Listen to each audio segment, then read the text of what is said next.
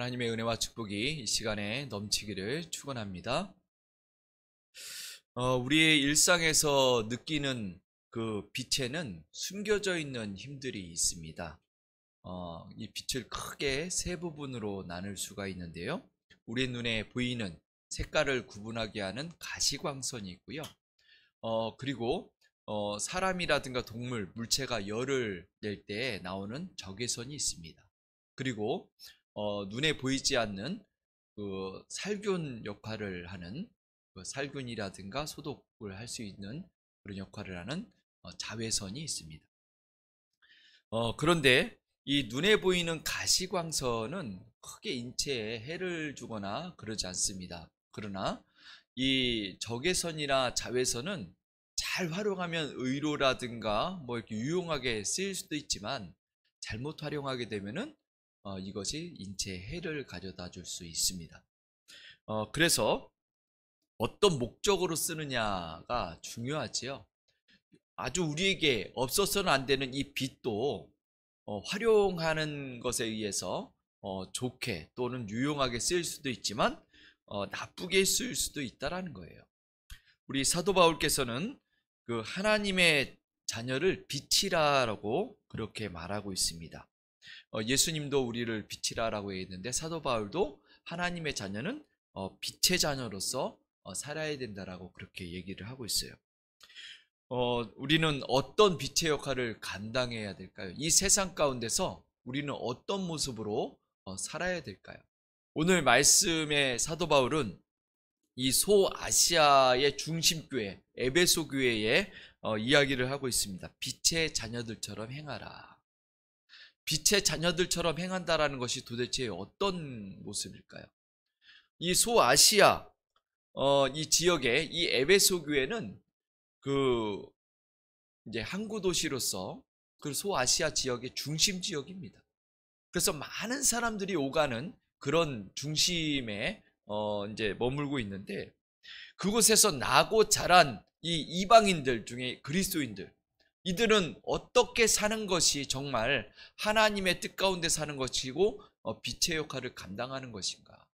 또한 우리가 살아가는 이 삶의 현실, 코로나가 만연하고 위드 코로나로 이제 접어든 이 시간에 우리는 어떤 모습으로 살아야 될 것인가?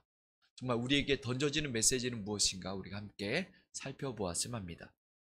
오늘 말씀에서 이야기하는 것은 빛의 자녀들처럼 사는 것이 무엇인가입니다. 빛의 자녀들처럼 산다라는 것. 첫 번째는 빛의 열매를 맺는 겁니다.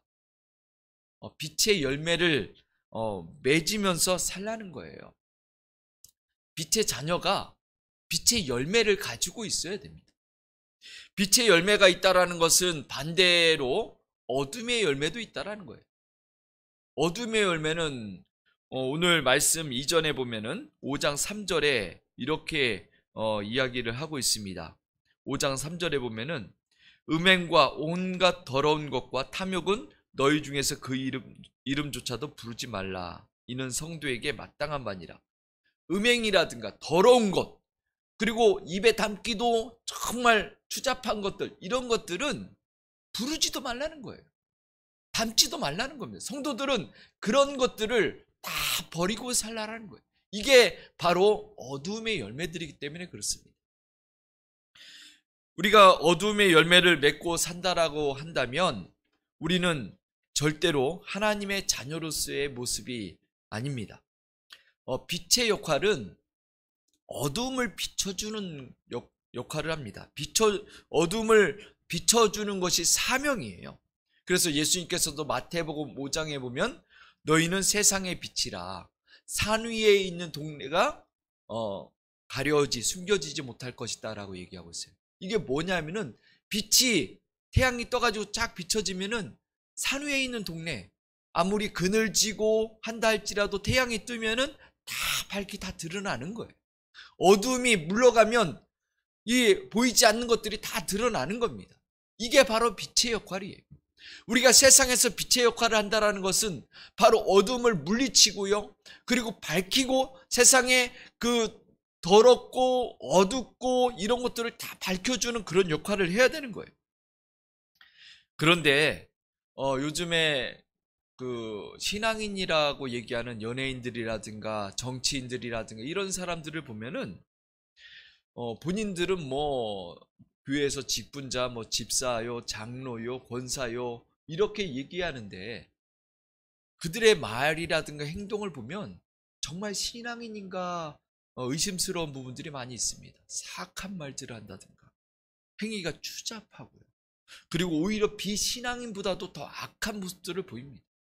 그래서 한 정치인은 본인이 교회 집사라고 얘기하는데 뭐 굉장히 뭐 사악하고 뭐 악랄한 어떤 그런 언어와 이런 표현들을 썼다고 그랬죠. 그것으로 인해서 정말 이 기독교인들을 경악해 만드는 그런 모습들이 있습니다.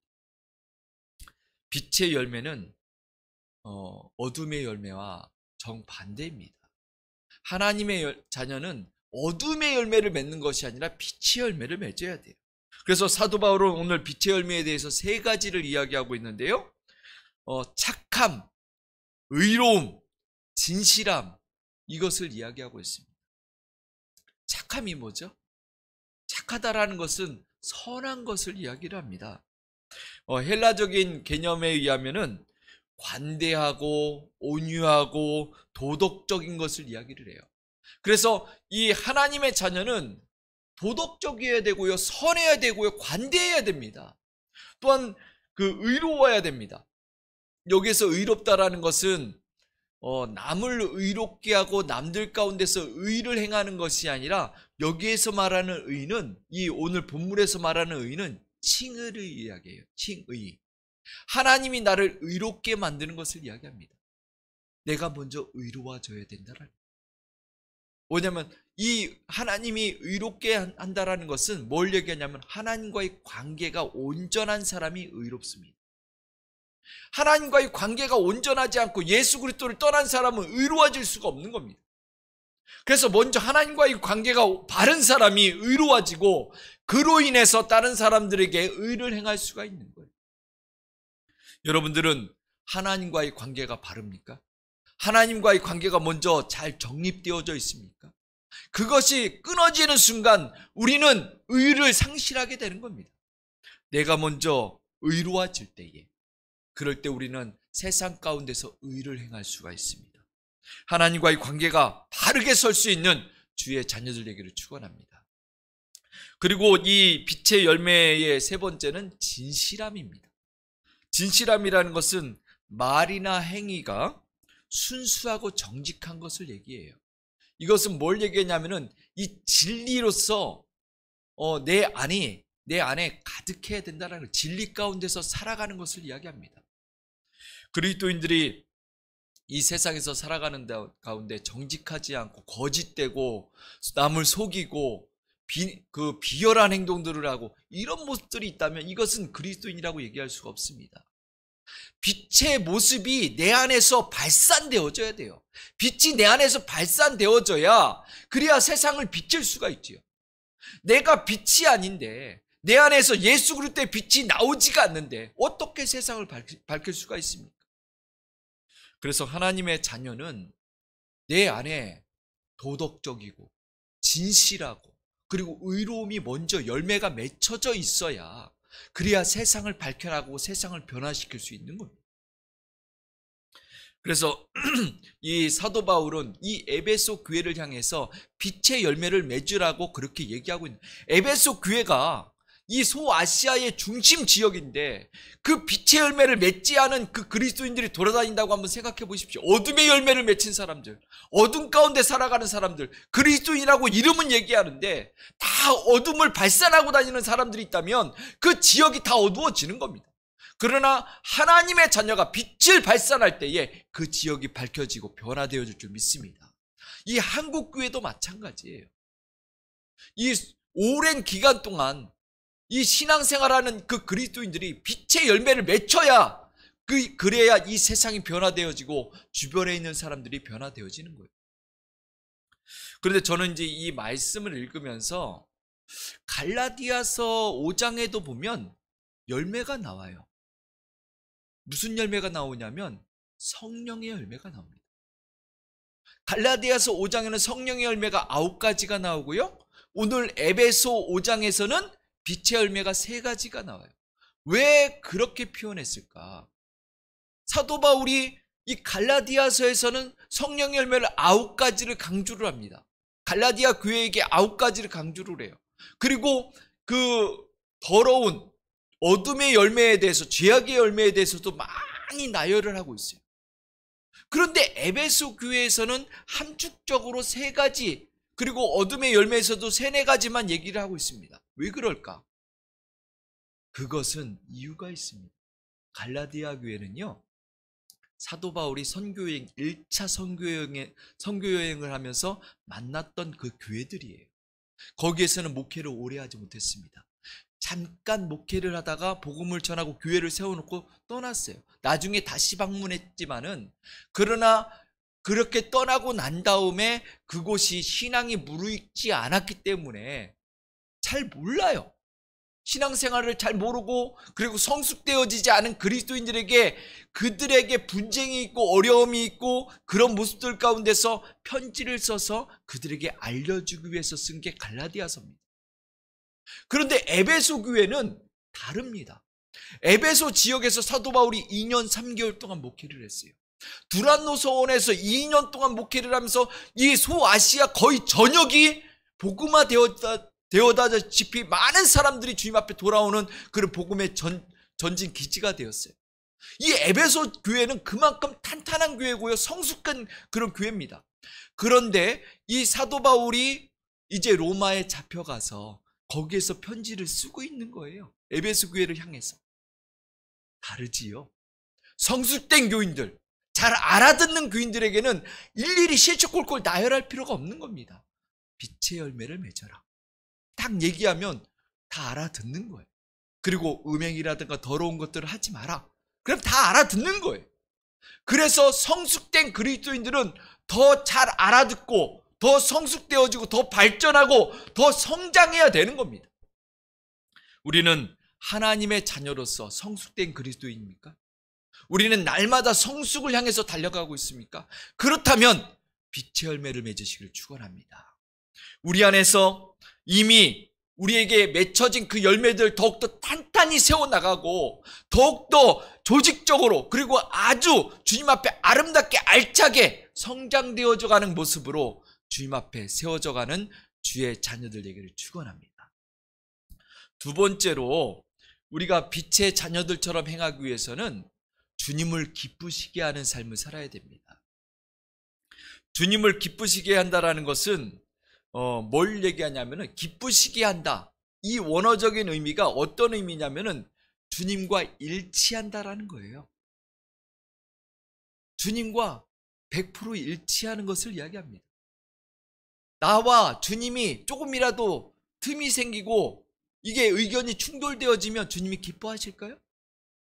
주님이 기뻐한다라는 것은 일치되어질 때 기뻐하는 겁니다. 주님이 원하시는 것을 내가 할 때, 주님의 뜻을 내가 알아들을 때, 주님이 하고자 하는 것을 내가 시행해 나갈 때, 그때에 바로 주님이 기뻐하시는 거예요. 이 일치한다라는 것은 주님을 기뻐하기 위한 기본적인 조건이에요. 그런데 오늘 말씀해 보면은 기쁘시게 할 것이 무엇인가? 시험하여 보라고 얘기하고 있습니다. 이 시험한다라는 것이 뭐냐면 실험한다라는 거예요. 입증한다라는 거. 과학에 보면은 실험을 통해서 입증을 하지 않습니까? 아, 이것이 물이다라는 것, 이것이 소금이다라는 것, 소금이 어떻게 만들어지는지 그런 것들을 입증하지 않습니까? 제가 예전에 이제 시사 프로그램을 보면서 이제 금을 만드는 그런 과정을 보았습니다. 금을 보면은 자연에서 채취한 그 광석에서 이제 금을 채취하기도 하고요. 그리고 시중에서 보면은 뭐 18K라든가 뭐 순금이 아닌 것들이 있습니다. 그런 것들 중에서도 이제 채취를 합니다. 그래서 이 금을 채취를 할 때에 그 과정이 복잡해요. 그것을 갈아야 되고요. 그리고 그것을 분쇄를 한 다음에 또 이제 무슨 약품 처리를 하고, 그리고 약품으로 녹이고, 그래서 금만 딱 그 녹을 수 있는 그런 것들을 이제 약품으로 해가지고 딱 구분을 합니다. 그러니까 불순물을 자꾸 제거하는 거예요. 한 번 제거하고, 두 번 제거하고, 세 번 제거하고, 계속 제거하다가 나중에 이제 금만 딱 그 용액에 의해서 금만 녹는 용액으로 딱 녹입니다. 그리고 그걸 딱 걸러내요. 그리고서 도가니에다가 그것을 다시 재련을 합니다. 그 과정을 여러 번 하면서 나중에는 그 순금을 만드는데 그걸 딱 녹여가지고 딱 굳어지니까 아주 찬란한 황금색, 아주 노란색의 그 금속이 나오는데 그게 바로 금이에요. 그런데 그 금을 뭐라고 얘기하냐면 순금이라고 얘기하는데 99.9%라고 얘기합니다. 왜 99.9%일까요? 사람이 만든 거기 때문에 그렇습니다. 사람이 만든 거에는 100%가 없어요. 99.9%입니다. 그러나 하나님은 100%를 원합니다. 일치한다라는 것은 이 예수님과 나의 뜻이 100% 일치하는 거예요. 어떻게 그것이 가능할까? 우리가 주님 안에서 100% 일치한다라는 것이 가능해질까요?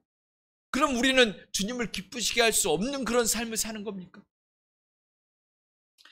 우리가 주님을 기쁘시게 하기 위해서는 주님과 나의 코드가 맞아야 되는 거예요. 그러기 위해서는 어떻게 해야 되는가? 내 안에서 불순물들을 제거해야 됩니다. 주님을 기쁘시게 못하는 것들, 주님의 뜻에 어긋나는 것들, 그런 것들을 제거하고 주님의 뜻을 쫓고 찾다 보면 내가 주님의 뜻을 알게 될 때가 있습니다. 주님의 뜻을 알게 된다는 것은 뭘 얘기하냐면 내가 주님의 뜻을 알아서 하는 것이 아니라 주님이 나한테 알려주시기 때문에 아는 거예요. 우리는 주님의 뜻을 찾아도 잘 모릅니다. 그러나 내가 주님을 따라가고 주님을 만나고 주님의 뜻을 발견하고 주님을 기쁘시게 하려고 노력하다 보면 주님이 나에게 알려주실 때가 있어요. 그게 바로 코드가 맞는 겁니다. 그러나 나의 노력이었고 나의 어떤 정성이었고 내가 정말 주님 앞에 기쁘시게 하기 위해서 찾아가지 않는다면 주님이 나에게 알려주신다 할지라도 내가 알 수가 없다라는 거예요. 사랑하는 성도 여러분, 늘 주님을 만나기 위해서 최선을 다하시기 바랍니다. 주님을 찾아가시기 바랍니다. 그러면 주님의 음성을 들을 수가 있습니다. 주님을 만날 수가 있습니다. 주님이 나에게 알려주신 그 코드를 우리가 발견하고 그것을 만날 수가 있습니다. 그로 인해서 우리는 진정 주님의 기쁨이 될 수가 있는 겁니다.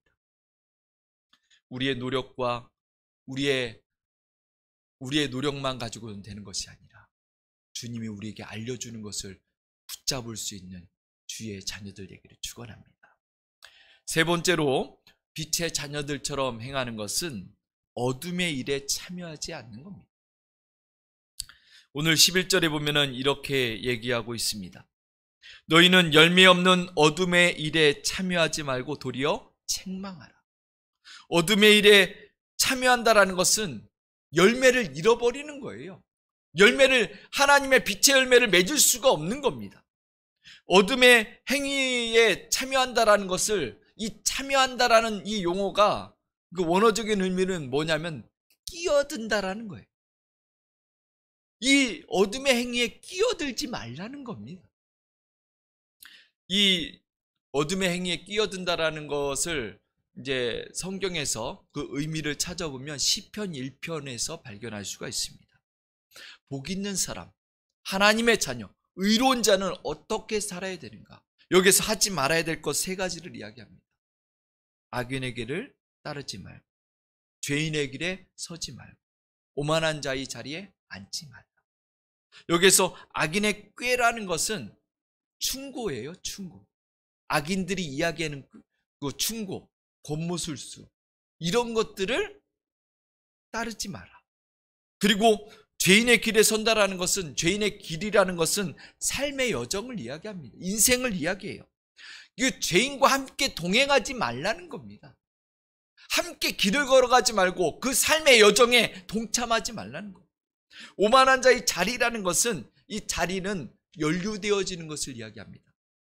함께 연합이라든가 모임이라든가 이런데 죄인들이 있는 곳에는 그 연합이라든가 모임조차도 갖지 말라는 거예요. 오만한 자들은 하나님을 조롱하는 자들입니다. 하나님을 비웃는 자들이에요. 그래서 이 성경에서는 오만한 자의 죄가 가장 큽니다.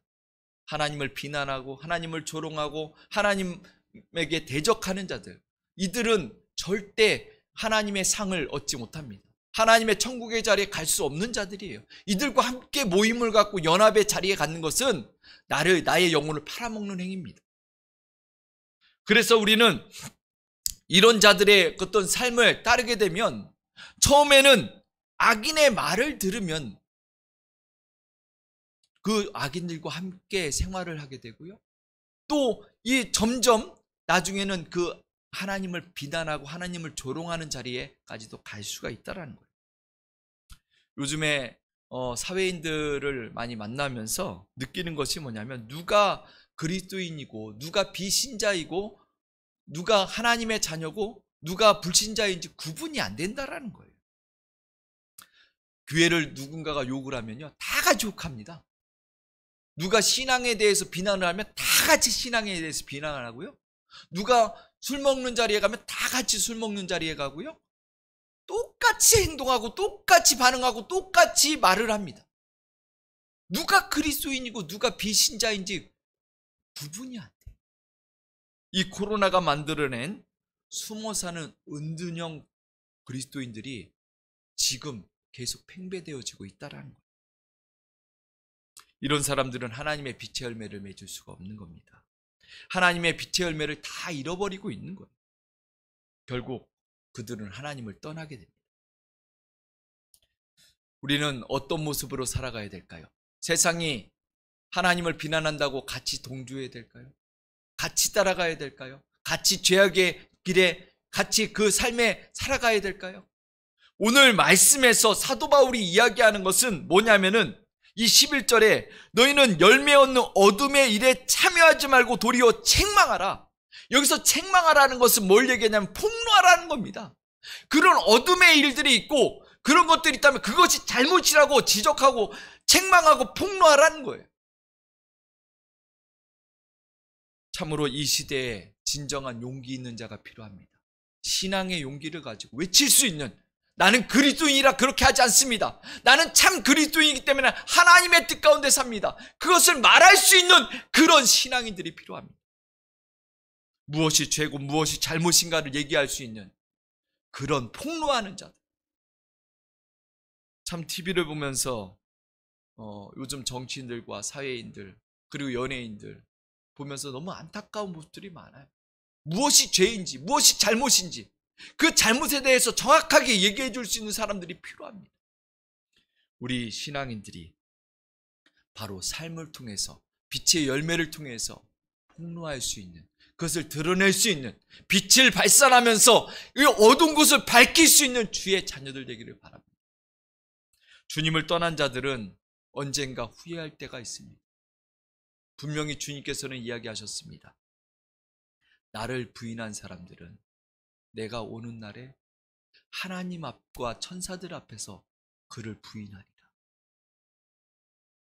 주님이 부인하는, 그리고 주님이 내가 저를 알지 못한다라고 얘기하는 그런 날이 오지 않기를 축원합니다. 우리 하나님의 자녀들은, 빛의 자녀들은 빛의 자녀답게 살아야 됩니다. 열매를 맺으면서 살아야 되고요. 그리고 주님이 기뻐하실 것이 무엇인가 찾아서 그 주님의 음성을 듣고 그리고 코드를 맞춰 나가는 주의 자녀가 되어야 됩니다. 또 한 가지는 빛 어둠의 일에 참여하지 않고 온전히 주님의 뜻을 쫓아 주님이 기뻐하심을 쫓아 살아가는 귀한 주의 자녀가 되기를 바랍니다. 하나님의 자녀가 빛을 잃어버리면 누가 세상을 비추나요? 점점 어두워져가는 이 세상 가운데 주님의 빛을 발산하고 주님이 오시는 그날까지 흔들림 없는 믿음으로 살아가는 주의 자녀들 되기를 축원합니다. 우리 이 시간에 같이 함께 기도하는 시간 갖도록 하겠습니다.